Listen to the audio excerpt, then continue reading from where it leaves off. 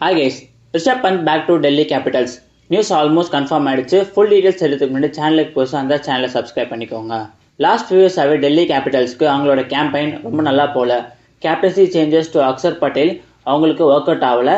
Season ஸ்டார்டிங்கில் அவங்க நல்லா பர்ஃபார்ம் பண்ணாலுமே சீசன் எண்டிங் அவங்களுக்கு அவங்க எதிர்பார்த்த ரிசல்ட் கொடுக்கல. ஸோ அப்படி இருக்கும்போது டீமில் வேறு ஏதாவது ஆப்ஷன்ஸ் இருக்கா கேப்டன்சின்னு அவங்க பார்த்துக்கிட்டு இருக்காங்க. அதே டைமில் அவங்களோட விக்கெட் கீப்பர் பேட்ஸ்மேனாக ஃபியூ இயர்ஸ் முன்னாடி நல்லா பர்ஃபார்ம் பண்ணியிருந்த ரிஷப் பந்த் அவர் டீமுக்கு பேக் ஆனால் அவங்க நல்லா இருக்குன்ற மாதிரி யோசிக்கிறாங்க. அதனால அவங்க எல்எஸ்ஜி கிட்ட போய் இந்த ட்ரேட்காக அப்ரோச் பண்ணியிருக்காங்கன்ற மாதிரி தான் தெரியுது. In return of Rishabh Pant Lucknow super ஜெயின்ஸ்க்கு டெல்லி கேபிட்டல்ஸ் குல்தீப் யாதவ் கொடுக்க போறாங்கன்ற மாதிரியே நியூஸஸ் தான் வந்துகிட்டு இருக்கு.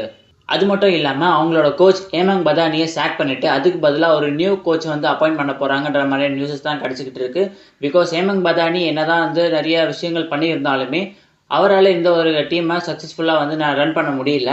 அதர் லீக்ஸில் நிறைய ட்ராஃபி வின் பண்ணியிருக்க ஹேமங் பதானியால் ஐபிஎல்ல அந்த அளவுக்கு ஒரு பெரிய கோச்சா எமர்ஜ் ஆக முடியலன்னு தான் அதுதான் உண்மை.